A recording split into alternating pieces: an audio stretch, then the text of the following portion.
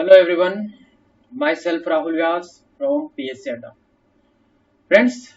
हम आज world geography के इस लेक्चर में पढ़ने वाले हैं महासागरीय जल का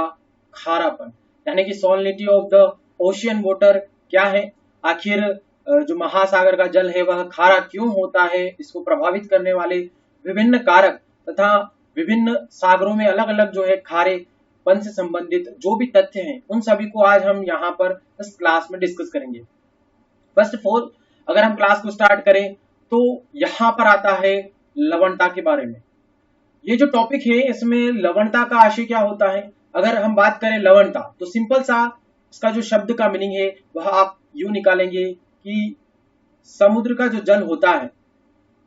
समुद्र का जल, तो लवणता का जो मीनिंग होता है समुद्र के जल के खारेपन से आप निकालेंगे। अगर हम बात करें कि किसी समुद्र की जो लवणता अगर अत्यधिक है, यानी कि किसी समुद्र में अगर लवणता ज्यादा है, यह मैं बात कहूं तो आप सिंपल सा मीनिंग यहाँ पर यह निकालेंगे कि समुद्र का जो जल है वह क्या है, वह खारा है, यानी कि उसमें जो नमक की मात्रा है वह क्या है, ज्यादा है। अगर मैं यहाँ पर कहूं कि अगर किसी समुद्र में लवणता कम है तो इसका आप मीनिंग निकालेंगे कि समुद्र में जो जल है वह कम खारा है या उसमें नमक की जो मात्रा है वह कम होती। तो लवणता का सिंपल सा यहाँ पर आशय क्या होता है, समुद्र के जल के खारे होने से आप इस लवणता के मीनिंग को समझेंगे। अब यहाँ पर अगर हम बात कर रहे हैं सिर्फ लवणता यानी कि समुद्र के जल के खारेपन के बारे में, तो आखिर समुद्र का जो जल है वह खारा किस प्रकार से हो गया है और समुद्र का जल खारा हमें क्यों मिलता है, इस पे हम बात करते हैं। पहले तो फर्स्ट जब हम इस क्वेश्चन पर चर्चा करें तो यहाँ पर बहुत सारे जो वैज्ञानिक है वह यह मानते हैं कि हमारी जब अर्थ का सृजन हुआ उस पर समुद्रों का विकास हुआ, यानी कि समुद्रों का निर्माण हुआ, तभी से जो है हमारे समुद्रों में खारेपन यानी कि लवणता पाई जाती है। अब समुद्रों में जो लवणता की बात यहाँ पर करते हैं, आखिर समुद्रों में लवणता यानी कि समुद्र जो खारे हैं वह क्यों हुए, इस पर अगर हम बात करें तो यहाँ पर मुख्य रोल अदा करती है नदियां। अब समुद्र को खारा करने में यानी कि उसकी लवणता बढ़ाने में नदियां किस प्रकार से रोल अदा करती हैं, समझिए पहले। अब नदियां क्या करती हैं कि बहुत सारे जो पर्वतीय शिखर हैं यानी कि जहां से नदी का उद्गम होता है, जब नदियां किसी एक स्थान से दूसरे स्थान पर क्या होती हैं, प्रवाहित होती हैं, चलती हैं, तो वह क्या होती है कि उसके मार्ग में बहुत सारी जब चट्टानें रास्ते में आती हैं तो उन चट्टानों का क्या कर देती है नदी, अपरदन कर देती है। अब अपरदन से आशय क्या होता है कि चट्टानों का कटाव करना। अब चट्टान टॉपिक जो है हमने पढ़ रखा है, चट्टान के बारे में मैंने आपको बता रखा है कि चट्टान में क्या मौजूद होते हैं, तो खनिज पदार्थ पाए जाते हैं, मिनरल्स पाए जाते हैं। उन्हीं खनिज पदार्थों का जब क्या कर देती है नदी, अपरदन कर देती है, तो जो चट्टान में मौजूद खनिज होते हैं यानी कि हम बात करें लवणों की, तो लवण में यहाँ पर क्या हो जाते हैं, वह नदी के जो जल होता है उसमें प्रवाहित होने लग जाते हैं और उसके साथ एक स्थान से दूसरे स्थान पर गमन करते हैं। अब नदियां जब किसी एक स्थान से दूसरे स्थान जाती है और वह समुद्र में जाकर गिर जाती है, तो नदी जब समुद्र में गिरती है तो वह अपने अवसाद में मौजूद जो लवण होते हैं या फिर हम कहें नमक, ठीक है, तो वह नमक भी क्या कर देती है, समुद्र में जाकर उसको घुला देती है, उसमें मिला देती है, ठीक है। तो इस प्रकार से यहाँ पर जब बहुत समय तक जब नदियां क्या करती हैं, समुद्र में जाकर अपने पानी को गिराती रहती है निरंतर, तो वहां पर बहुत सारा जो नमक है वह विद्यमान हो जाता है एक जगह पर। वहीं पर जो समुद्र का एरिया होता है वहां पर क्या होता है, वाष्पीकरण की क्रिया होती है। अब समुद्र का जो तल होता है उस पर क्या होता है कि सूर्य की किरणों की वजह से वाष्पीकरण की क्रिया समुद्र में ज्यादातर होती है। अब समुद्र का जो तल होता है उस पर वाष्पीकरण क्रिया होने से क्या हो जाता है कि जो जल होता है वह तो क्या हो जाता है, भाप बनकर ऊपर की ओर चला जाता है और उसमें मौजूद जो लवण होते हैं, यानी कि हम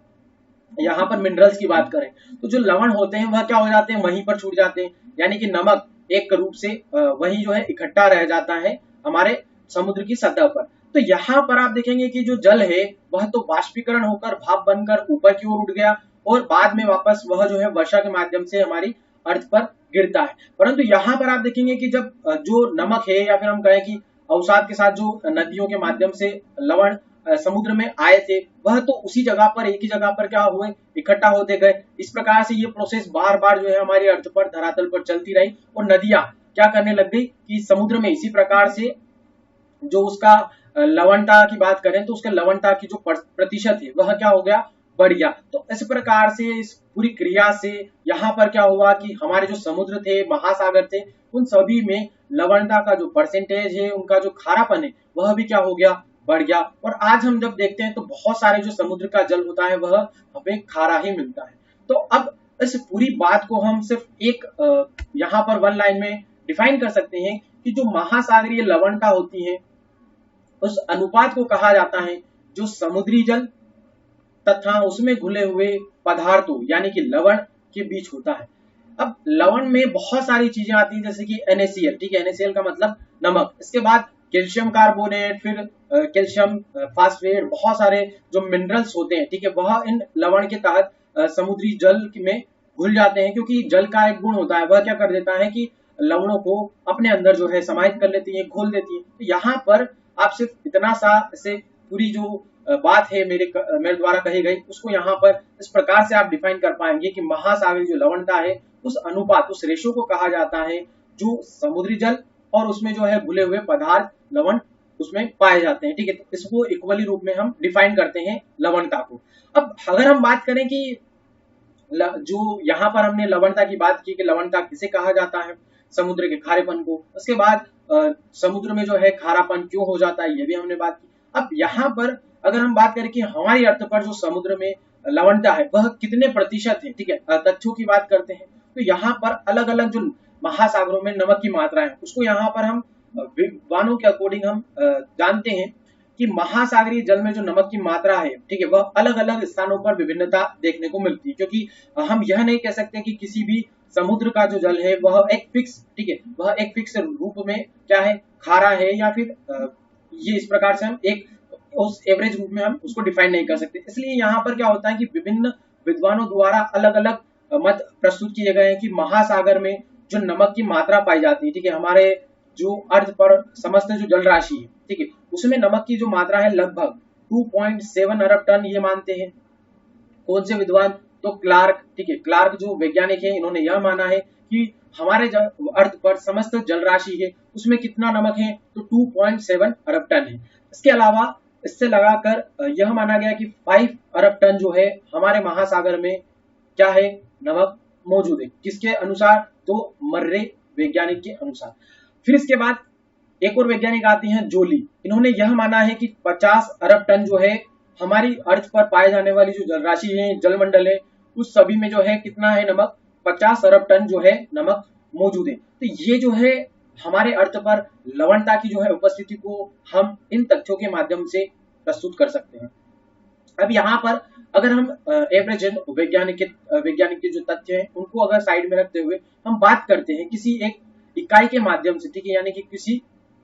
मात्रक के आधार पर, तो किस प्रकार से हम समुद्र की जो लवणता को देखते हैं, तो यहाँ पर ये लाइन याद रखिएगा कि जो समुद्री जल की लवणता होती है, ठीक है, यह लगभग कितनी होती है, तो 35 ग्राम प्रति हजार होती है। इसका मतलब क्या है, यानी कि अगर आप समुद्र का जो जल होता है 1 किलोग्राम जल, उसमें कितने जो है ग्राम लवण होंगे, तो 35 ग्राम लवण होंगे। इस बात को यहाँ पर याद रखिएगा कि यह सर्वमान्य तथ्य है। इसी को माना जाता है कि हमारे जो समुद्री जल की जो लवणता है वह एक इकाई के रूप में, एक मात्रक के रूप में कितनी मानी गई है, तो 35 ग्राम प्रति हजार, यानी कि 1000 ग्राम या फिर 1 किलोग्राम, ठीक है, 1 किलोग्राम जब आप किसी समुद्र का जल लेंगे तो यह माना जाता है कि उसमें 35 ग्राम जो है लवणों के अणु यानी कि उसमें नमक पाया जाता है। तो यह सभी तथ्य अच्छे से याद रखिए। अब हम बात करेंगे फ्रेंड्स विभिन्न जो है यहाँ पर समुद्री जल में घुले लवण और उनकी मात्रा में, क्योंकि लवणों में सिर्फ आप नमक को ही इंक्लूड नहीं करते, नमक का जो परसेंटेज है वह ज्यादा होता है, परंतु विभिन्न प्रकार के जो लवण है वह समुद्री जल में घुले हुए थे जिनको हम लवणता के रूप में डिफाइन करते हैं। तो यहाँ पर आप देखेंगे कि इसमें लवण जो है पाए जाते हैं समुद्री जल में। एक तो सोडियम क्लोराइड यानी कि NaCl जिसे हम नमक कहते हैं साधारण फॉर्मूले के रूप में, यह कितना परसेंटेज होता है, तो समुद्र में 77% जो है यह सोडियम क्लोराइड हमारे समुद्री जल में जो है पाया जाता है, यानी कि ज्यादातर जो है नमक ही हमें समुद्र में मिलता है। क्योंकि आपको यह भी ज्ञात होगा कि जब कभी भी हम क्या करते हैं कि वाष्पीकरण की जो क्रिया होती है उसी से हम समुद्र का जल को जब हम सुखा देते हैं तो वहां पर हमें नमक वहीं से हमें प्राप्त होता है, ठीक है। इसके बाद यहाँ पर हम देखें तो इसकी जो यहाँ पर जल में, ठीक है, नमक जो है उसका जल में प्रति 1000 ग्राम, यानी कि जल में जो 1000 ग्राम है उसके सापेक्ष नमक कितना होता है, 27% होता है। इसी प्रकार से विभिन्न जो है अलग अलग लवण यहाँ पर इस टेबल में दिए गए हैं, जैसे कि मैग्नीशियम क्लोराइड जो है यह 10% तो क्या होता है पूरे समुद्री जल में परसेंटेज में मौजूद है। इसके बाद 3% जो है यह जल में 1000 ग्राम अणु में पाया जाता है। इस प्रकार से मैग्नीशियम सल्फेट भी होता है, कैल्शियम सल्फेट भी होता है, फिर पोटेशियम सल्फेट जो है समुद्री जल में पाया जाता है। इसके बाद कैल्शियम कार्बोनेट होता है, फिर मैग्नीशियम ब्रोमाइड। तो ये सभी जो है लवण क्या होते हैं, समुद्री जल में पाए जाते हैं। और इन सभी का जब आप टोटल करेंगे, ठीक है, तो इन सभी का जो प्रतिशत है वह टोटल कितना हो जाता है, 100%, यानी कि 100% जो लवण है वह सभी इन्हीं लवणों का योग है। इसके बाद यहाँ पर आप देखेंगे कि जब जल में जो 1000 ग्राम लवण की हम बात कर रहे थे, कितना था, 35 ग्राम लवण, ठीक है। अभी जो मैंने आपको लाइन बताई थी उसमें यही बोला गया था कि 35 ग्राम जो है लवण कितने 1 किलोग्राम यानी कि 1000 ग्राम जो जल में पाए जाते हैं। तो इस प्रकार से आप इस टेबल को समझिएगा। अब हम आगे बात करेंगे यहाँ पर मुख्य रूप से कि अलग अलग जो है हमारी अर्थ पर बहुत सारे समुद्र, सागर, महासागर ये पाए जाते हैं, परंतु सभी जो है सागरों का जल जो है एक जैसा हमें नहीं मिलता है, क्योंकि किसी जो है जल में तो क्या होती है, खारेपन की जो मात्रा है वह ज्यादा होती है। कोई जल खारा ज्यादा लगता है, कोई कम खारा लगता है। तो इसमें भी बहुत सारे कारण होते हैं, ठीक है, उसको भी हम देखेंगे। विश्व के विभिन्न जो महासागरीय क्षेत्र हैं हमारी अर्थ पर, उनमें जल का जो है खारापन वह क्या है, भिन्न भिन्न होता है, ठीक है। अलग अलग जो है खारापन हमें देखने को मिलता है, यानी कि लवण की जो मात्रा हो वह अलग अलग जो है एरिया के हिसाब से उसमें अलग अलग जो है जल में मात्रा हमें मिलती है। जैसे कि अब अगर हम बात करें तथ्य के रूप में यहाँ पर, तो अयन रेखाओं के पास, ठीक है, अयन रेखाओं का तात्पर्य क्या होता है कि ये जो 23.5 डिग्री कर्क रेखा होती है, ठीक है, यहाँ पर इसी प्रकार से 23.5 डिग्री जब आप दक्षिण में जाते हैं जिसे हम कहते हैं मकर रेखा, तो जो 23.5 डिग्री कर्क रेखा और मकर रेखा, इन दोनों ही रेखा को क्या कहा जाता है, अयन रेखा कहा जाता है। यानी कि कर्क रेखा और मकर रेखा दोनों के पास अगर खारापन देखें हम, तो हमारी अर्थ पर 38 से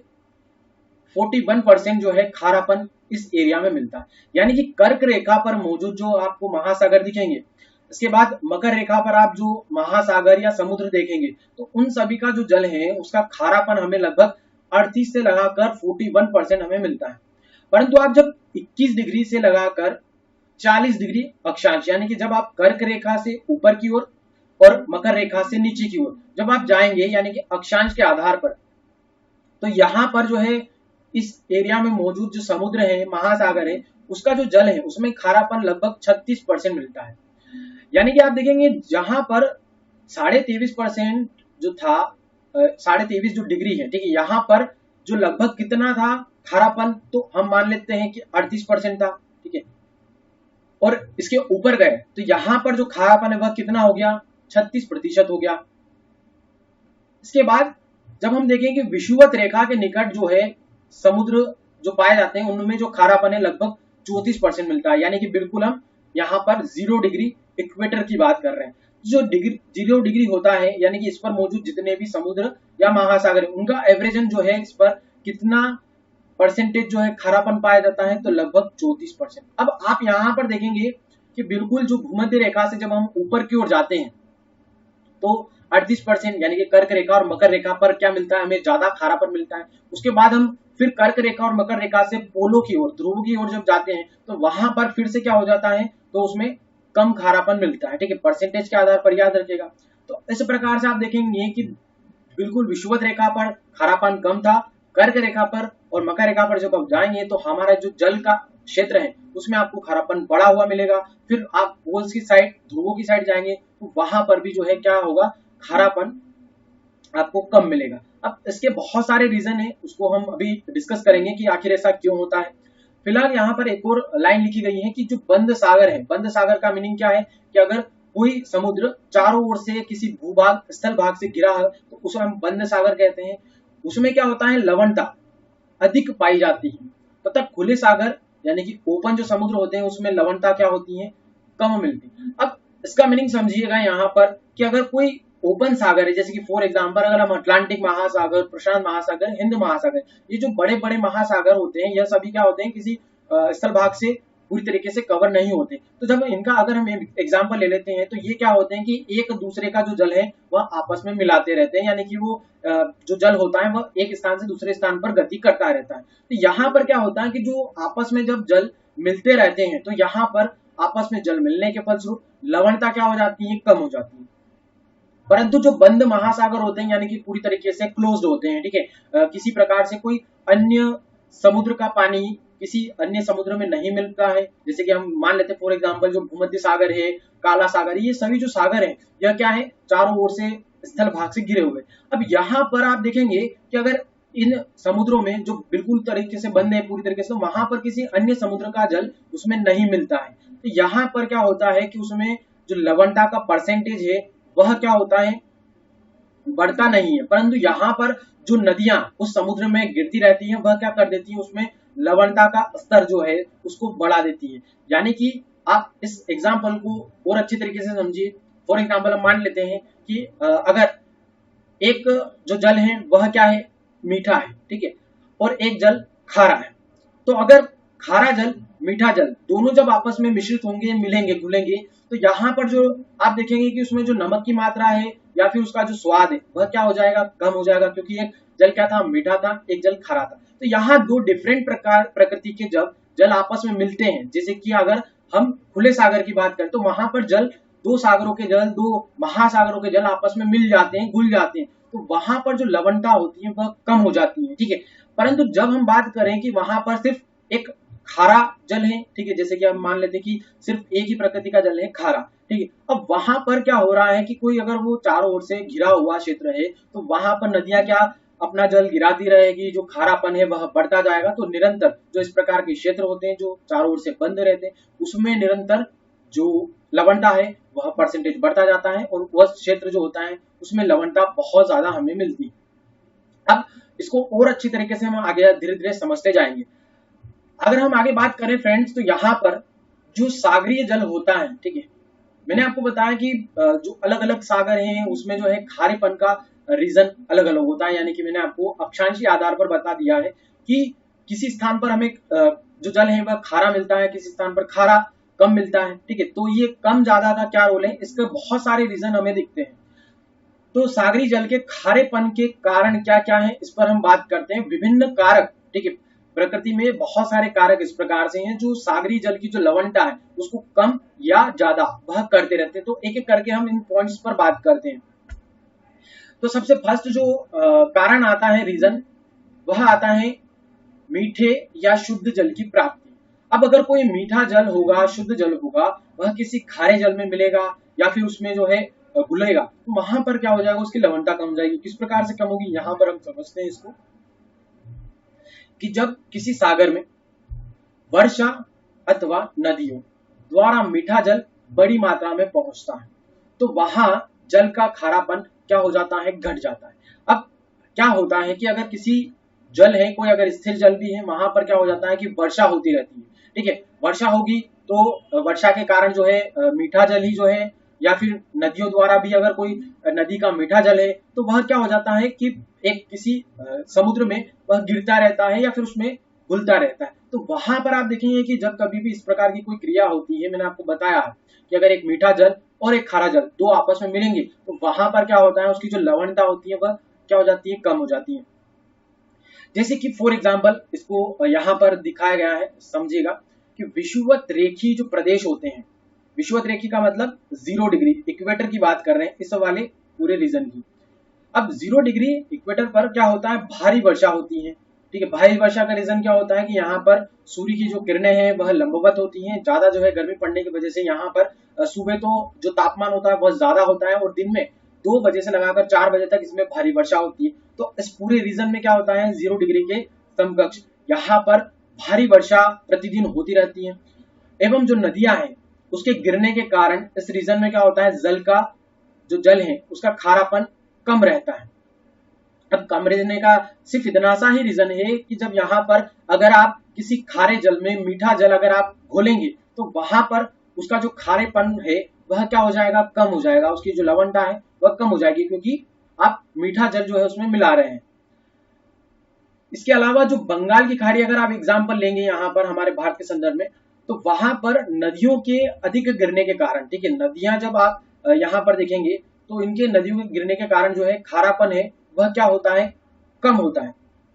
अब दो कंडीशन यहाँ पर आती, अगर ज्यादातर नदियां जो है क्या होती हैं, वह एक किसी पर्वतीय इलाके यानी कि हम कहें कि कोई बर्फीले क्षेत्र, ग्लेशियर या फिर बहुत ऊंचे ऊंचे जो पर्वत चोटी होती है, ठीक है, ज्यादातर ठंडे प्रदेश, ठीक है, वहीं से जो है नदियों का उद्गम होता है। तो जो नदियों का जल होता है जब वहां से निकलती है तो वह क्या होती है, मीठी होती है, ठीक है। अगर नदियों का अगर मीठा जल किसी समुद्र में जाकर गिरेगा तो वहां के जल में क्या हो जाएगी, लवणता कम होती, जो मैंने अभी आपको ऊपर बताया। परंतु अगर यहाँ पर क्या होता है कि नदियां बहुत सारे विभिन्न प्रदेशों से गुजरती है और वो चट्टानों का अपरदन करती है, अपने साथ अवसाद में क्या कर ले लेती है, लवणों को समाहित कर लेती है, फिर वह लवण जाकर जो है नदियों में नदियां क्या कर देती है, समुद्र में गिरा देती है। तो यहाँ पर क्या हो जाता है कि जो बंगाल की खाड़ी में नदियां गिरती हैं, अधिक ज्यादा गिरने के कारण क्या हो जाता है, यहाँ पर खारापन, ठीक है, खारापन जो है क्या हो जाता है, कम हो जाता है। जैसे कि आप जानते हैं कि ज्यादातर जो बंगाल की खाड़ी की नदियां हैं, ठीक है, जैसे कि हमारे भारत के ईस्ट वाली जो नदियां हैं वह ज्यादातर जो है जब बंगाल की खाड़ी में गिरती है तो वहां का जो पानी आप देखेंगे तो वहां पर जो है आपको खारापन लगभग कितना, 8%, ठीक है, 8% ही जो है खारापन मिलता है। तो यहां पर आप देखेंगे कि जब नदियां क्या कर रही हैं, अधिक ज्यादा गिरती है, ठीक है। एक चीज याद रखिएगा कि यहाँ पर गिरने का रीजन क्या है, अगर नदी खारी होगी यानी कि उसमें लवण ज्यादा होंगे और वह किसी समुद्र में गिरेगी तो वहां पर खारापन भी बढ़ाएगी। अगर नदियों का जल मीठा है तो वहां पर खारापन क्या कर देगी, कम कर देगी। इस दोनों चीजों को आप समझेगा, क्योंकि हमारी ज्यादातर जो बंगाल की खाड़ी में गिरने वाली नदियां हैं वह कहाँ से निकलती, ज्यादातर जैसे कि अगर गंगा को ले लें तो वह गंगोत्री ग्लेशियर से निकलती है। इसके बाद ब्रह्मपुत्र जो है वह भी चेमायुंगडुंग जो पर्वत है, ठीक है, जो तिब्बत वाले इलाके में पड़ती है, तो वह भी जो है क्या होती है कि एक ग्लेशियर वाले रीजन से निकलती है। तो वह सभी जो नदियां होती है वह क्या होती है, मीठी होती है। तो इस वजह से वह जब इस वाले रीजन में गिरती है बंगाल की खाड़ी में तो वहां पर जो है क्या कर देती है, वहां पर खारापन कम पाया जाता है। जबकि आप देखेंगे कि भूमध्य सागर में, ठीक है, भूमध्य सागर में क्या होता है कि फारस की खाड़ी में और भूमध्य सागर दोनों ही जो है मेडिटेरियन सी, इसमें क्या होती है कि नदियां कम गिरती है। तो नदियां जब यहाँ पर कम गिरती हैं तो यहाँ पर क्या हो जाता है,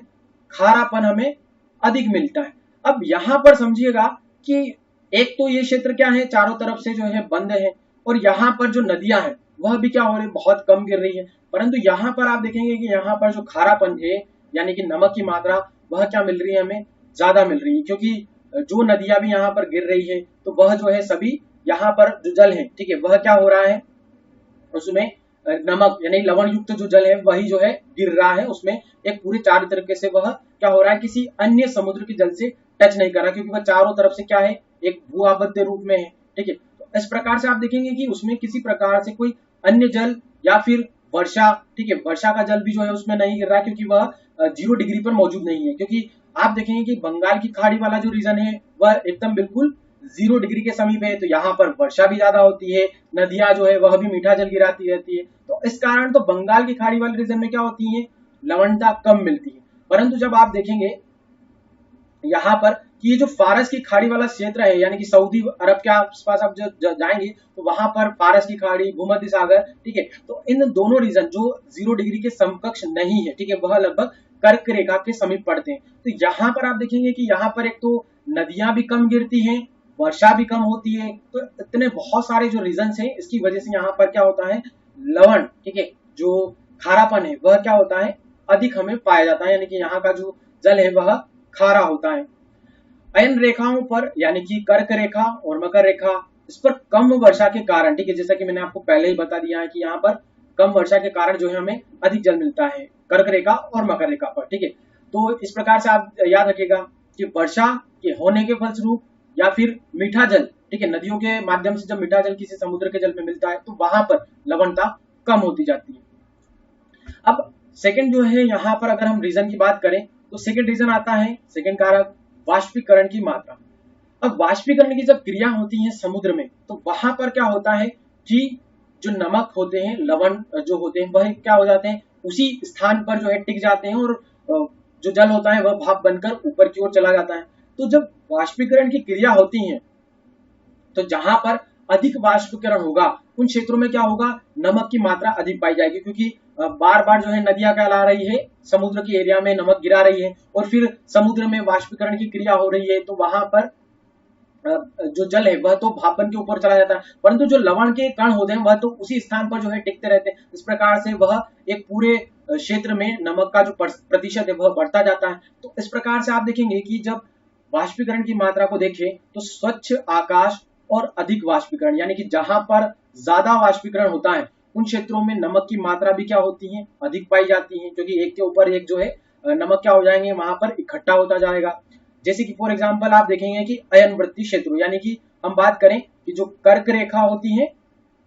और मकर रेखा, इन दोनों वाले जो क्षेत्र होते हैं इसमें क्या होती है, यहाँ पर वर्षा कम होती है और वाष्पीकरण ज्यादा होता है। तो वाष्पीकरण के होने के फलस्वरूप जो ये वाले क्षेत्र होते हैं, समुद्र वाले रीजन, तो इसमें क्या हो जाता है कि यहाँ पर नमक जो लवण है वह उसी स्थान पर टिके रहते हैं और फिर वहां पर उसका जो प्रतिशत है वह बढ़ता रहता है। किंतु जहां जो वाष्पीकरण कम होता है वहां पर जो है खारापन हमें क्या मिलता है, कम मिलता है। यानी कि यहाँ पर सिर्फ समझना है कि जहां पर वाष्पीकरण ज्यादा होगा वहां पर नमक के कण भी जो है इकट्ठा होते जाएंगे और उसका जो प्रतिशत है वह बढ़ता जाएगा। जैसे कि कर्क रेखा और मकर रेखा पर ज्यादा जो हमें खारापन मिलता है। इसके अलावा आप देखेंगे कि वाष्पीकरण जो है, जहां वाष्पीकरण कम होता है, जैसे कि वाष्पीकरण कहां पर होता है, हम ध्रुवों की बात कर लेते हैं। जब आप ध्रुवों की ओर जाएंगे तो वहां पर क्या होता है कि सूर्य की किरणें तो बिल्कुल जो है पहुंचती नहीं है और वो जो पूरे इलाके होते हैं वह ठंडे एरिया होते हैं, तो वहां पर जो वाष्पीकरण है वह कम होता है या फिर हम कहें कि न होता है। तो जब इस प्रकार के कुछ क्षेत्र होते हैं जहां वाष्पीकरण कम होता है तो वहां पर क्या होता है, खारापन, ठीक है, खारापन भी जो है क्या होगा, कम मिलेगा, क्योंकि वहां पर इस प्रकार की जो रीजन होते हैं जहां पर वाष्पीकरण कम होता है वहां पर नदियां जो है वह भी मीठा जल गिराती है और वर्षा जो है वहां पर हो सकती है। तो ये अलग अलग जो है स्थितियां होती है। फिलहाल यहाँ पर आप सिर्फ इतना सा याद रखिए कि वाष्पीकरण अगर होगा तो ज्यादा वहां का मात्रा होगी खारेपन की, और अगर वाष्पीकरण कम होगा तो खारापन भी कम हमें मिलेगा उन सभी समुद्र के एरिया में। इसके बाद बहुत सारे जो रीजन है, इसमें थर्ड जो है पॉइंट आता है फ्रेंड्स कि पवनों और धाराओं का प्रभाव। अब पवने और धाराएं जो है किस प्रकार से किसी समुद्र के जल को खारा या कम खारा किस प्रकार से कर देती हैं, इस पर हम बात करते हैं कि जिन समुद्रों से होकर स्थायी पवने यानी कि वह उस पूरे इलाके से, रीजन से निरंतर जो है बहती रहती है उसी पर्टिकुलर एरिया से। तो जिन समुद्र से क्या होती है कि स्थायी पवने बहती रहती है या फिर वहां से चक्रवात यानी कि साइक्लोन क्या होते हैं, गुजरते हैं। अब दोनों ही स्थिति से क्या होता है कि जो समुद्र का जल होता है वह क्या करता है, गति करता है। अब इन दोनों कंडीशन से क्या होता है, वहां पर पवनों के वेग से यानी कि पवन की गति से पानी जो है वह क्या होता है, मिश्रित होता रहता है। अब सिर्फ इतना सा है कि पवन जो है, पवन के कारण या चक्रवात के कारण उस समुद्र का जो जल है वह क्या कर रहा है, गति कर रहा है, यानी कि एक स्थान से दूसरे स्थान पर प्रवाहित हो रहा है। अब जब कभी दो आपसी विपरीत प्रकृति के जब जल आपस में मिश्रित होते हैं तो वहां पर क्या होगा, लवणता कम हो जाती है, ठीक है। इसी प्रकार हम देखें कि समुद्री धाराओं की यहाँ पर बात कर रखी है, तो समुद्री धाराएं भी जो है क्या होती है, पवनों की तरह ही जो जल वाले इलाके हैं उसमें प्रवाहित होती है। तो विभिन्न क्षेत्रों का जब पानी यह भी क्या करती है, मिश्रित करती है, अतः इन क्षेत्रों में क्या होती है, लवणता कम होती है। इसके विपरीत दशाओं के क्षेत्रों में लवणता क्या होती है, अधिक मिलती है। अब इसे हम एक एग्जाम्पल के माध्यम से समझते हैं। एक आप गिलास लीजिए जिसमें आप पूरा जो है गिलास जल से भर दीजिए, फिर आप एक और गिलास लीजिए जिसमें आप जो है कम जो है आधा गिलास जो है उसमें सिर्फ आधा ही गिलास में पानी रखिएगा। अब दोनों ही गिलास में आप क्या करेंगे कि एक एक चम्मच जो है उसमें नमक मिला दीजिए। अब यहाँ पर आप देखेंगे कि हमने एक गिलास जो पूरा भरा हुआ था उसमें नमक डाला 1 चम्मच, इसके बाद जो कम यानी कि आधा गिलास भरा हुआ था उसमें भी हमने नमक की जो मात्रा है वह तो हमने क्या डाली, सिर्फ 1 चम्मच ही डाली। परंतु आप देखेंगे कि जो ज्यादा भरा हुआ गिलास था यानी जिसमें जल की मात्रा ज्यादा थी उसमें क्या है कि वह थोड़ा कम खारा है, और जिस कम जो भरे पानी का गिलास था उसमें क्या हुआ कि जब हमने 1 चम्मच डाली तो वह गिलास, ठीक है, इस गिलास के सापेक्ष क्या रहेगा, खारा जोपन है वह ज्यादा रहेगा। तो यहाँ पर आप देखेंगे कि इसी परिस्थिति में हमारे जो अर्थ पर समुद्र या महासागर, इसी स्थिति में उनका जल भी पाया जाता है। कोई समुद्र तो कम खारा होता है कोई समुद्र जो है ज्यादा खारा होता है, वो लवण की मात्रा के ऊपर भी डिपेंड करता है और पानी की मात्रा के ऊपर भी डिपेंड करता है। तो यहाँ पर सिर्फ इतना सा मैं समझाना चाहता हूँ आपको कि एक जो जल है वह तो क्या है, कम खारा है, दूसरा जल ज्यादा खारा है। अब दोनों ही जलों को जब हम आपस में मिलाएंगे, ठीक है, तो यहाँ पर आप देखेंगे कि ज्यादा जब खारा जल है तो वह कम जो खारा जल है उसको क्या कर देगा, यहाँ पर खारा कर देगा। और अगर यहाँ पर जो पानी है, ठीक है, जो ज्यादा कम खारा वाला जो है जल क्या है, वह ज्यादा है पानी, और यहाँ पर जो नमक की मात्रा है वह भी क्या होगी, ज्यादा होगी। तो दोनों ही आप जब मिक्सर करेंगे उसमें, तो आप देखेंगे कि यहाँ पर जो लवणता है वह लगभग इक्वल हो जाएगी, क्योंकि यहाँ पर जो जल की मात्रा थी वह क्या थी, ज्यादा थी। नमक की मात्रा तो हमने इक्वल रखी हुई थी, तो यहाँ पर जो जल की मात्रा थी वह कम थी। तो इन दोनों ही जल की मात्रा की वजह से या फिर नमक की मात्रा के कारण हम इस प्रकार से समझ सकते हैं कि दोनों ही जब मिश्रित होंगे तो यहाँ पर जो चेंजेस आएंगे उसमें क्या हो जाएगी, लवणता जो है, नमक है, उसकी जो खारापन है वह क्या हो जाएगा, कम हो जाएगा, क्योंकि दोनों की प्रकृति है वह अलग अलग है। कोई एक जो जल है वह थोड़ा कम खारा है, दूसरा जो जल है वह ज्यादा खारा है, ठीक है। तो इस प्रकार से दोनों जब जल हम आपस में मिलाएंगे तो आप देखेंगे कि जो हमारे सामने मिलेगा जल, वह एक हमारे सामने प्रस्तुत जल जो जल होगा वह कम खारा हमें मिलेगा, ठीक है। इसके विपरीत अगर हमने बात की यहाँ पर कि विपरीत जो दशाएं होगी, ठीक है, जहां पर क्या होगा कि वहां पर पवने नहीं हो, चक्रवात काम नहीं कर रहे हैं, या फिर समुद्री धाराएं भी जो है काम नहीं कर रहे हैं, तो इसके विपरीत वाली जब कंडीशन होगी अगर किसी समुद्र वाले एरिया, तो वहां पर क्या होगा, लवणता हमें अधिक मिलती, क्योंकि वहां पर किसी प्रकार से कोई उसमें समुद्र में क्या होगी, ज्यादा हलचल नहीं होगी और एक समुद्र का जल दूसरे समुद्र के जल में जाकर नहीं मिलेगा। तो इस प्रकार से यहाँ पर इसके विपरीत वाली जो कंडीशन होगी, जहां पर पवने या धाराएं समुद्र के जल को प्रवाहित नहीं कर रही है, वहां पर लवणता क्या होगी, ज्यादा मिलेगी, क्योंकि वहां पर कोई अन्य प्रकार के दो विपरीत प्रकृति के जल है वह आपस में नहीं मिल पाएंगे, ठीक है। तो इस प्रकार से भी जो है क्या होता है कि समुद्र के जल में जो खारापन है वह जो है हमें अलग अलग मिलता है। अब इसके बाद बात कर लेते हैं लास्ट और फोर्थ पॉइंट की, समुद्री जीव जंतु। अब समुद्र में क्या है कि बहुत सारे अलग अलग प्रकृति के, या हम कहें कि अलग अलग प्रकार के जो है जंतु हमारे समुद्र में मिलते हैं। सबसे ज्यादा जो है हमारे अर्थ पर जो विविधता है, ठीक है, जीवों के मामले में भी बात करें तो वहां पर सबसे ज्यादा विविधता हमें समुद्र में ही देखने को मिलती है। तो सबसे ज्यादा जो है प्रकार के जीव हमारे समुद्र में पाए जाते हैं। तो जो समुद्री जीव जंतु होते हैं, इसकी वजह से भी क्या होता है कि बहुत सारे जीव ऐसे होते हैं जो अपने ढांचे से क्या करते हैं, कैल्शियम कार्बोनेट की जो मात्रा है वह समुद्र के जल में मिलाते रहते हैं। इससे क्या होता है कि कैल्शियम कार्बोनेट जो क्या है, एक लवण का पदार्थ है, उसमें क्या होता है, स्थानीय वृद्धि हो जाती है। जैसे कि फॉर एग्जांपल यहाँ पर दिया है, आप इस चित्र में देखेंगे कि जो प्रवाल या मूंगा एक समुद्री जीव होता है जो इस प्रकार से दिखता है। तो ये जब समुद्री जो जीव होते हैं ये क्या होते हैं कि कैल्शियम कार्बोनेट से बने होते हैं। तो ये अपनी जो कैल्शियम कार्बोनेट की मात्रा है अपने शरीर की, वह क्या कर देते हैं, समुद्र में घोल देते हैं। और इस प्रकार से जब कैल्शियम कार्बोनेट यानी कि यह एक लवण है, और यह जब लवण क्या होगा, समुद्र के जल में मिलेगा, तो यहाँ पर जो समुद्र की जो लवणता है वह भी क्या होगी, बढ़ जाएगी।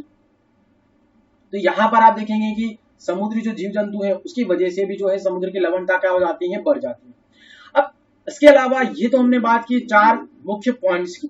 जिसके कारण जो है समुद्र की जो लवणता है वो बढ़ती है या फिर जो है कम होती है। परंतु इसके अलावा भी बहुत सारे जो है रीजन इस प्रकार से हो सकते हैं कि जैसे कि अगर हम बात करें, अगर किसी समुद्र वाले एरिया में कोई बर्फीला क्षेत्र है जहां पर उस समुद्र में क्या है कि बर्फ के जो है बड़ी बड़ी जो है शिलाएं या फिर हम कहें कि चट्टानें तैर रही, तो जब उन चट्टानों में भी जो है क्या होता है, वह चट्टानें पिघल जाती हैं, तो वह क्या होती है, एक मीठे जल की तरह होती है। तो वह जब घुल जाती है समुद्र में तो वहां की जो लवणता को क्या कर देती है, कम कर देती है। इसी प्रकार से मैंने आपको बताया कि वर्षा की वजह से भी जो है लवणता कम ज्यादा होती है। इसके बाद फिर नदियों जो है अपना रोल अदा करती है, फिर वाष्पीकरण की जो क्रिया है वह कार्य करती है। इसके बाद जो वायु की पवने हैं, महासागर की धाराएं हैं, वायु दाब है, फिर इसके बाद मैंने आपको बताया कि जो चक्रवात है उसकी वजह से भी हमारे समुद्र की जो लवणता होती है वह कम या ज्यादा होती रहती है। तो ये आप अलग अलग प्रकार के जो है इनको अलग अलग तोड़कर अपने पॉइंट्स को क्रिएट कर सकते हैं। यहाँ पर मैंने मुख्यतः इसको 4 प्रकारों से आपको बताया है। अब हम फ्रेंड्स आगे बात करेंगे कि विभिन्न सागरों में जल की लवणता, क्योंकि अभी तक हमने सिर्फ बात की है कि जल की लवणता जो है अलग अलग होने के क्या कारण होते हैं, परंतु अगर हम अर्थ पर पाए जाने वाले विभिन्न सागरों को, ठीक है, वहां पर अगर जल की लवणता की बात करें तो यहाँ पर मुख्यतः हम इसको 3 भागों में जो है डिवाइड कर सकते हैं। एक तो होगा कि खुले सागर में जल का खारापन, यानी कि जो खुले समुद्र होते हैं, या फिर जिसको मैंने आपको बताया जो खुले समुद्र का आशय, जो चारों ओर से क्या हो, किसी स्थल भाग से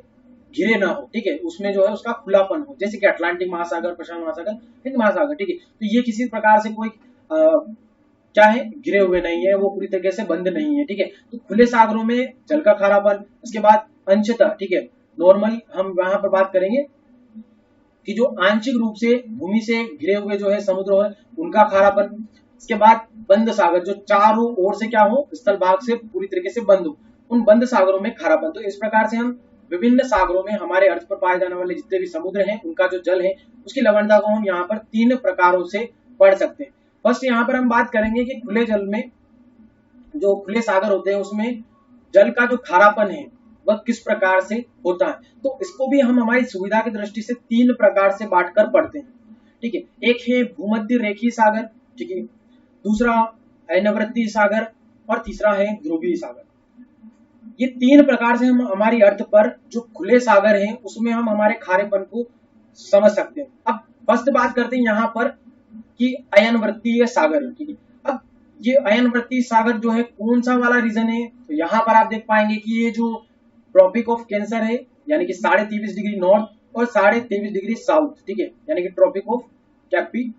कैप्रिकॉर्न, ठीक है, यानी कि मकर रेखा, ठीक है, कर्क रेखा और मकर रेखा दोनों ही जो है रेखाओं को अयन रेखा कहा जाता है। तो इस रेखाओं पर अवस्थित जो भी जो है समुद्र या जो है समुद्र का जो जल होता है उस पर जो मौजूद अलग अलग जो खारापन है उसको यहाँ पर हम पढ़ रहे हैं। तो धरातल पर क्या होता है कि सागर जल का सबसे अधिक जो खारापन है, ठीक है, हमारे अर्थ का खारापन क्या होता है कि कर्क रेखा और मकर रेखा के समीप ही पाया जाता है। अब यहाँ के जो सागर होते हैं उसमें क्या होता है कि 38% खारापन पाया जाता है। जब हम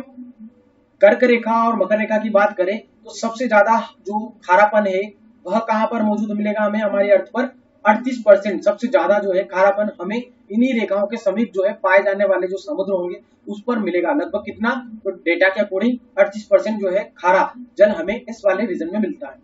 इसका जो मुख्य कारण क्या होता है यहाँ पर, यह होता है कि यहाँ पर जो ज्यादा खारा होता है कि ये जो है उच्च प्रदेश की मेखलाओं में स्थित है। अब यहाँ पर पहले समझ लीजिएगा कि आखिर क्या कारण है कि जिसकी वजह से जो है कर्क रेखा और मकर रेखा जो है इस पर मौजूद सागर ज्यादा खारे होते हैं। सबसे पहले यहाँ पर मैं आपको बता देता हूँ कि जब कभी भी हम क्या करते हैं कि स्थल भाग या जो है समुद्र का जल भाग, ठीक है, जो समुद्र का तल होता है उससे अगर हम वायुमंडल की जो है धुरी देखें, ठीक है, यानी कि लंबवत ऊर्ध्वाधर रूप में जब हम ऊंचाई को देखें तो यहाँ पर आप देखेंगे कि जब हम इक्वेटर से ट्रॉपिक ऑफ कैंसर, कर्क रेखा या मकर रेखा, ठीक है, इसकी तरफ जाते हैं तो यहाँ पर क्या होता है कि हमारे जो समुद्र का तल होता है उससे वायुमंडल के बीच की जो है दूरी वह क्या हो जाती है, घटती जाती है। तो ये वाले जो क्षेत्र होते हैं कर्क रेखा और मकर रेखा, ये दोनों ही क्या होते हैं, उच्च प्रदेश, यानी कि ये वाले जो है वह क्या होते हैं, उच्च इलाके में जो है हमें मिलते हैं, ठीक है। इलाके का मतलब यह नहीं है कि यहाँ पर कोई भूभाग उठा हुआ है, ठीक है, यहाँ पर समझेगा कि जो समुद्र का तल है उसकी जो ऊंचाई है किसके सापेक्ष, वायुमंडल के सापेक्ष, जो दूरी है उन दोनों की जो ऊंचाई है वह क्या होती है, इक्वेटर से जब हम कर्क रेखा और मकर रेखा की तरफ जाते हैं तो वह घटती जाती है। तो इस प्रकार से जब दूरी घटती है तो ये जो इलाके होते हैं वह क्या हो जाते हैं, सूर्य की किरणों से जो है पहले प्रकाश प्राप्त करते हैं। तो यहाँ पर जो ये इलाके होते हैं कर्क रेखा और मकर रेखा वाले, यहाँ पर क्या होता है, इनका आकाश सदा क्या होता है, स्वच्छ रहता है, यानी कि बिल्कुल एकदम साफ। आपने देखा होगा कि जो कोई भी जब कभी भी आसमान बिल्कुल साफ होता है तो वहां पर सूर्य की किरणें होती हैं वह भी क्या होता है, बहुत अच्छी तरीके से चमकता है। तो यहाँ पर जो सूर्य है वह क्या होता है, बड़ी तेजी से चमकता है। तो कर्क रेखा और मकर रेखा पर सूर्य काफी तेजी से चमकता है क्योंकि इनकी ऊंचाई जो है वह क्या हो जाती है, कम हो जाती है और सूर्य की किरणें जो है इस पर ज्यादातर चमकती है। अतः यहाँ पर क्या होगा, वाष्पीकरण अधिक होता है क्योंकि सूर्य की किरणें ज्यादा पड़ेगी तो वाष्पीकरण भी जो है ज्यादा होगा। इसके विपरीत वर्षा जो है यहाँ पर क्या होगी, कम होती है। वर्षा कम होने का सिर्फ इतना सा रीजन है कि जो इक्वेटर है 0 डिग्री, वहां पर क्या होता है कि किरणें तो वहां पर पड़ती हैं, परंतु वहां की जो लोकेशन है उसके कारण वहां पर दिन रात जो है, यहाँ पर हम कहें कि सुबह अगर टेम्परेचर ज्यादा होता है तो उसी समय 2 से 4 के समय जो है इस पर इक्वेटर पर वर्षा होती रहती है, परंतु जब हम ऊपर की ओर जाते हैं भूमध्य रेखा से कर्क रेखा और मकर रेखा की तरफ, तो वहां पर फिर वर्षा जो है कम होने लग जाती है। तो इस प्रकार से इसके विपरीत यहाँ पर कर्क रेखा और मकर रेखा पर क्या होती है, वर्षा बहुत कम होती है तथा नदियों की जो संख्या होती है इस इलाके में हमें बहुत कम मिलती है। अतः इन सभी कारणों की वजह से यहाँ पर क्या होता है, इन प्रदेशों में सागर क्या होते हैं, सर्वाधिक खारे होते हैं। ये सारी जो कंडीशंस होती हैं वह इन कर्क रेखा और मकर रेखा पर लगती है। फर्स्ट कंडीशन तो मैंने ये बताया कि यहाँ पर जो ये क्षेत्र है वह वायुमंडल के सापेक्ष जो उनकी दूरी है वह कम हो जाती है, क्योंकि जब हम इक्वेटर से कर्क रेखा मकर रेखा की तरफ जाते हैं तो इसकी वजह से वहां पर वाष्पीकरण जो है वह क्या हो जाएगा, ज्यादा हो जाएगा, और यहाँ पर जो वर्षा है वह क्या होती है, कम होती है, और नदियों की जो संख्या है वह भी कम होती है। तो इस प्रकार से सभी जो कंडीशन है इनके आधार पर यहाँ पर क्या होता है, ये सागर जो होते हैं, यहाँ पर जो जल है इसमें हमें जो लवण है वह क्या होते हैं, ज्यादा मिलते हैं। क्योंकि मैंने आपको समझा दिया है कि जो वाष्पीकरण है, अगर वाष्पीकरण होगा तो वहां पर जो लवण है वह एक के ऊपर एक जो है फिर वहां पर इकट्ठा होते जाएंगे, क्योंकि नदियां जो है वह तो लवणों को जो है समुद्र में लाकर गिरा ही रही है और वहां पर वाष्पीकरण होता रहता है और इकट्ठा होता रहता है। अब नदियां जो है इस इलाके में कम जो है अपना पानी गिराती है, तो वहां पर फिर क्या होता है कि कोई अन्य मीठी प्रकृति का जो है पानी वह भी जो है उसमें मिल नहीं पाता है। तो इस प्रकार से यहाँ पर बहुत सारे रीजन होते हैं जिसकी वजह से कर्क रेखा और मकर रेखा पर यहाँ पर जो खारापन है वह हम सबसे ज्यादा जो हमारी पृथ्वी पर मिलता है। इसके बाद जो सेकेंड प्रकार हमने देखा, भूमध्य रेखीय सागर, ठीक है, भूमध्य रेखा पर अवस्थित जितने भी सागर हैं, यानी कि इक्वेटर की बात कर रहे हैं, इस रेखा पर मौजूद जितने भी सागर हैं, जल है, यहाँ पर इसका जो खारापन है वह कर्क रेखा और मकर रेखा के सापेक्ष हमें क्या मिलता है, कम मिलता है।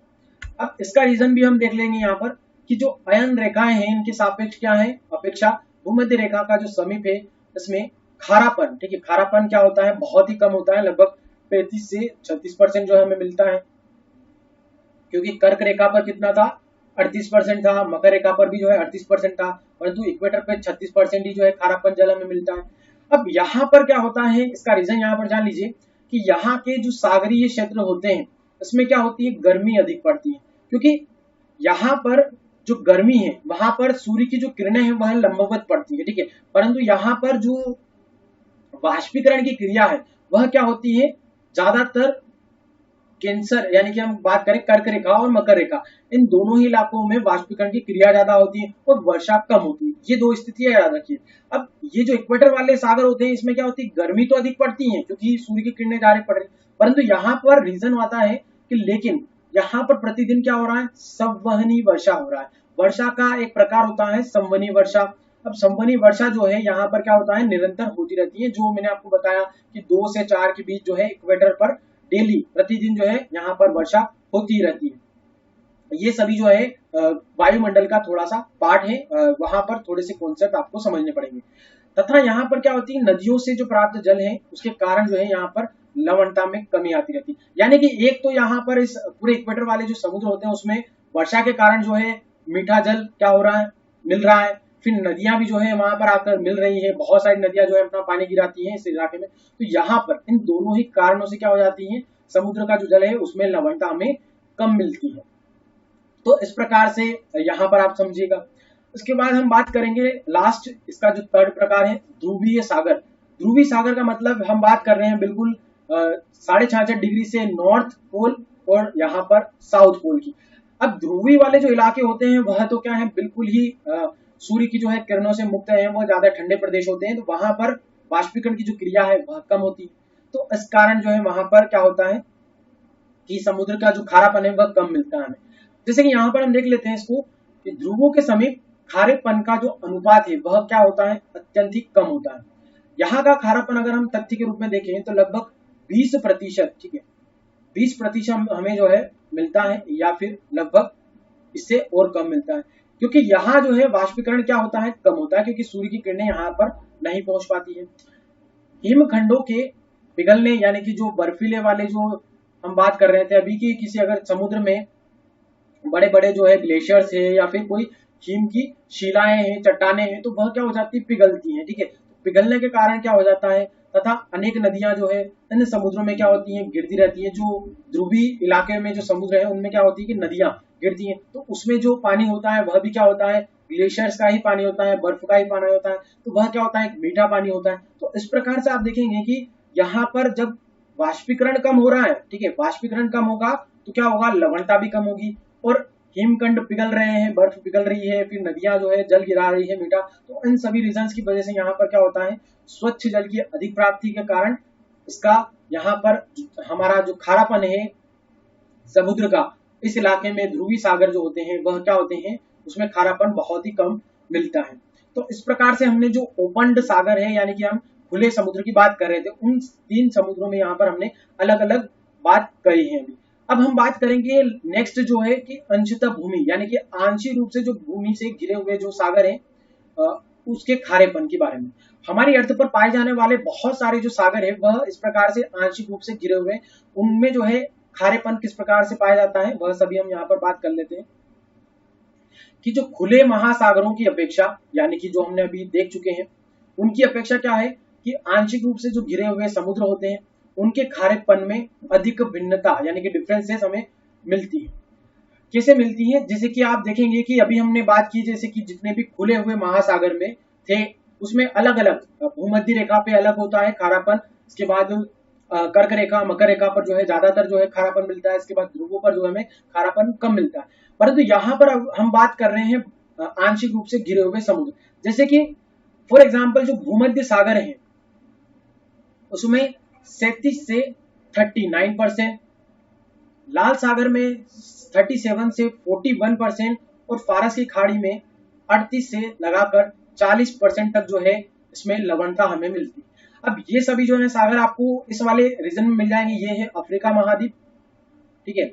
इसके इजिप्ट, और यहाँ पर आप देखेंगे कि जो मेडिटेरियन जो सी है, यानी कि भूमध्य सागर, ये आपको मिलेंगे इजराइल के समीप, ठीक है, इजराइल और जॉर्डन। फिर इसके बाद सऊदी अरब के पास आसपास आपको मिलेगा यहाँ पर रेड सागर, लाल सागर। इसके बाद आपको यहाँ पर मिलेगा फारस की खाड़ी, पर्शियन गल्फ, ठीक है। तो इसी पूरे इलाके में आप देखेंगे कि ये जो है 3 समुद्र है, यह क्या है, एक आंशिक रूप से जो है भूमि से आबद्ध है। कुछ इलाके से ये खुले हुए हैं परंतु वो पूरी तरीके से ये बंद भी नहीं है। तो यहाँ पर क्या होता है कि हम जब देखते हैं कि खुले महासागरों की अपेक्षा इनमें जो लवणता का परसेंटेज है वह क्या है, बढ़ रहा है। जैसे कि भूमध्य सागर में यहाँ पर हम बात करें तो 37 से लगाकर 39% खारापन मिलता है। फिर लाल सागर की हमने बात की तो 37 से लगाकर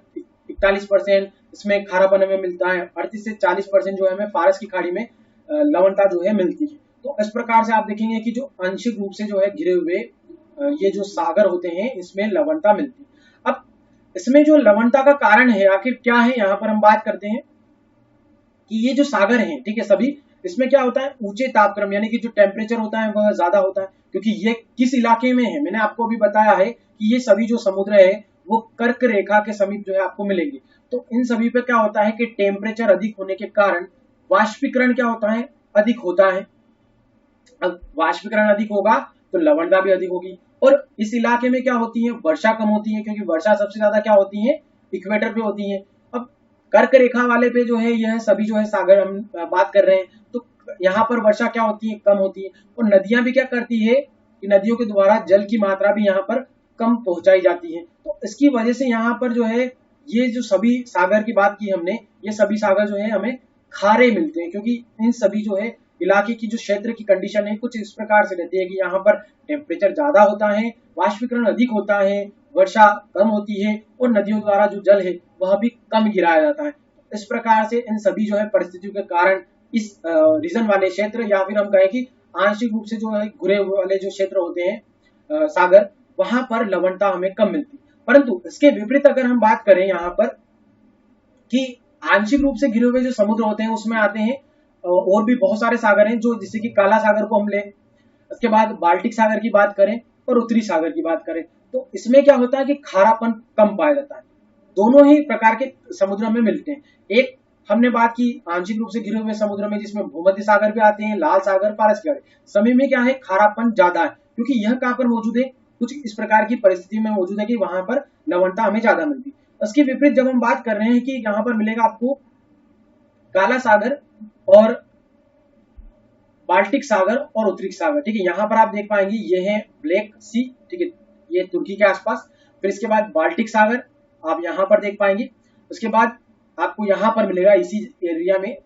उत्तरी सागर, ठीक है। तो यूनाइटेड किंगडम के आसपास है उत्तरी सागर। तो ये जो तीनों सागर है यह भी क्या है, आंशिक रूप से घिरे हुए ही क्या है, समुद्र है। परंतु आप इसी के साउथ वाले इलाके में यहाँ पर आप देखेंगे कि यहाँ पर क्या है, भूमध्य सागर है और इसी के दक्षिण में, ठीक है, मैंने आपको दो समुद्र के बारे में बताया, लाल सागर और फारस की खाड़ी। तो यहाँ पर आप जब कंपैरिजन करेंगे तो ये तीन जो सागर है उसमें समुद्र की जो जल है उसमें खारापन ज्यादा है, परंतु ये और तीन जो सागर हैं जैसे कि काला सागर में 18% जो है लवणता पाई जाती है। इसके बाद बाल्टिक सागर में 2% लवणता पाई जाती है और उत्तरी सागर में जो लवणता है वह लगभग 15% है। यानी कि आप यहाँ पर तुलना भी करेंगे तो आपको दिखेगा कि प्रतिशत जो है वह क्या है, बहुत कम है, यानी कि लवणता यहाँ पर हमें कम मिल रही है, ठीक है। तो आंशिक रूप से घिरे हुए जो समुद्र होते हैं उसमें अलग अलग प्रकार से लवणता कम होती है। अब यहाँ पर इन समुद्रों में लवणता का कम होने का रीजन क्या है, तो यहाँ पर जो तापक्रम है वह क्या होता है, बहुत ही कम मिलता है। क्योंकि ये वाले जब आप चित्र देखेंगे, ठीक है, इटली, तुर्की और इसके ऊपर वाले इलाके यूनाइटेड किंगडम, जब आप धीरे धीरे ऊपर की तरफ जाएंगे यानी कि ध्रुवों की ओर, तो यहाँ पर जो टेम्परेचर है वह क्या होता है, सूर्य का तिरछा हो जाता है और वहां पर ताप जो होता है वह कम होता है। तो यहाँ पर जब तापक्रम की कमी हो जाती है और यहाँ पर इन क्षेत्रों में क्या होती है, अधिक वर्षा भी हो जाती है तथा नदियों द्वारा जल की आपूर्ति जो है यहाँ पर बहुत अधिक होने से इन समुद्रों में क्या होता है, लवण की मात्रा कम पाई जाती है। यानी कि मुख्यतः यहाँ पर अब आप समझ गए होंगे कि ये जो तीन फैक्टर बहुत काम करते हैं। अगर वहां पर ताप ज्यादा है, ठीक है, वाष्पीकरण काम करता है, नदियां जो है अपना रोल अदा करती है, तो ये विभिन्न जो फैक्टर अलग अलग इलाकों में कार्य कर रहे हैं, तो इन्हीं की वजह से अलग अलग स्थितियों में अलग अलग समुद्रों में खारापन कम या ज्यादा हमें मिलता है। अब इसके बाद बात करेंगे फ्रेंड्स हम लास्ट जो है प्रकार की, यानी कि बंद सागर, यानी कि पूरी तरीके से जो है चारों ओर से स्थल से घिरा हुआ कोई अगर समुद्र है तो उसमें खारापन जो है कितना होता है, कम या ज्यादा, और किस कारण से। तो इसके बारे में बात करते हैं। सबसे पहले कि भूमि से घिरे हुए जलाशय, यानी कि जैसे कि आप डैम की बात करें चारों ओर से, या फिर कोई एरिया जो चारों ओर से बुद्ध है, और झीलों का जो खारापन होता है, ठीक है, झील भी क्या होती है, चारों ओर से स्थल भाग से घिरी हुई थी। इनका जो खारापन होता है वह बहुत ही विविध प्रकार से, यानी कि डिफरेंट डिफरेंट टाइप का होता है। जिन सागरों में जल का निकास नहीं होता है, ठीक है, यानी कि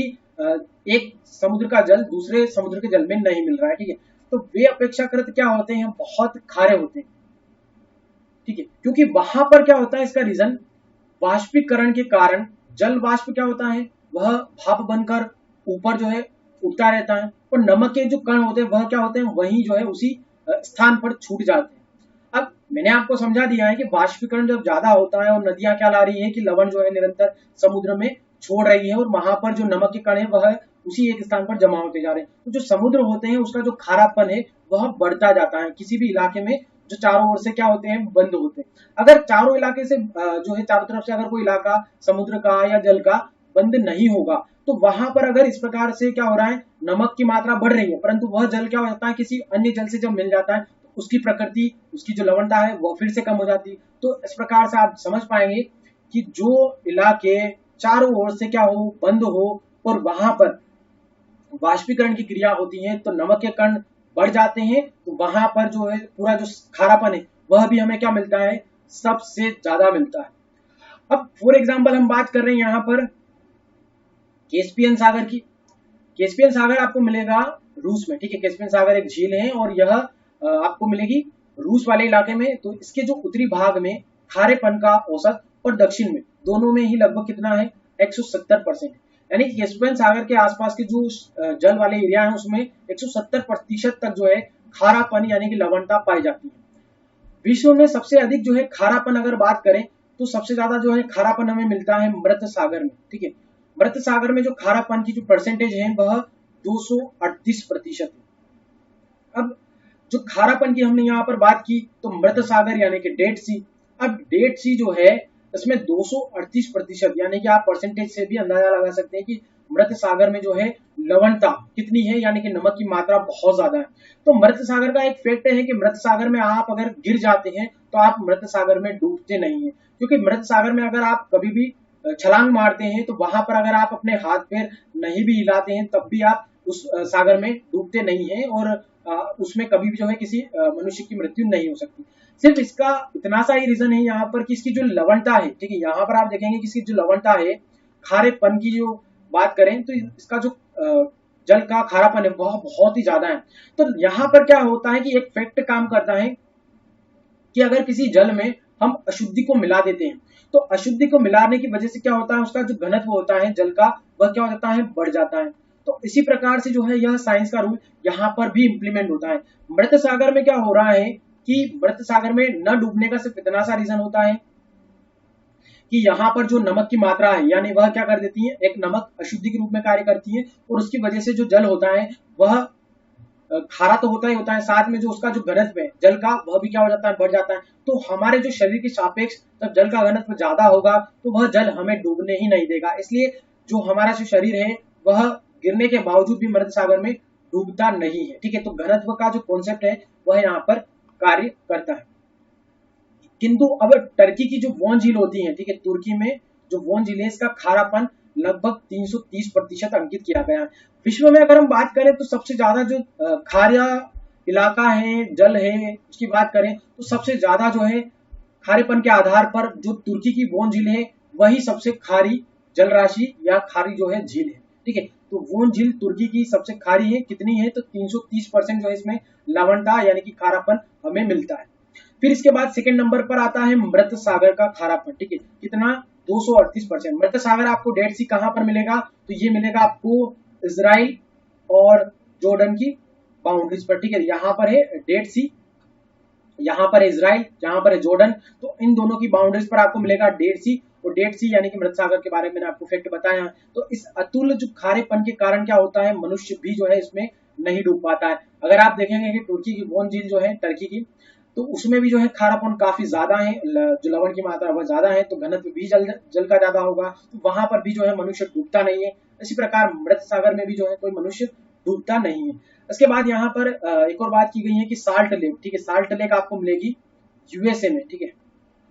यूएसए की जो साल्ट लेक है उसमें खारापन लगभग कितना है, 220% है। तो ये सभी जो है इलाके जो चारों ओर से बंद है, चाहे वह सागर है, झील है या फिर जलाशय है, सभी में जो खारापन है वह बहुत ही ज्यादा हमें बड़े पैमाने पर मिलता है। यहाँ पर आप देख चुके हैं, ठीक है। तो इस प्रकार से फ्रेंड्स यहाँ पर हमारी जो महासागर में लवणता है वह टॉपिक समाप्त होता है। और यहाँ पर आज आपके लिए क्वेश्चन रहेगा, आज का प्रश्न, कि सागरीय जल में लवणता को प्रभावित करने वाले विभिन्न कारकों को लिखते हुए विभिन्न सागरों में लवणता की स्थिति का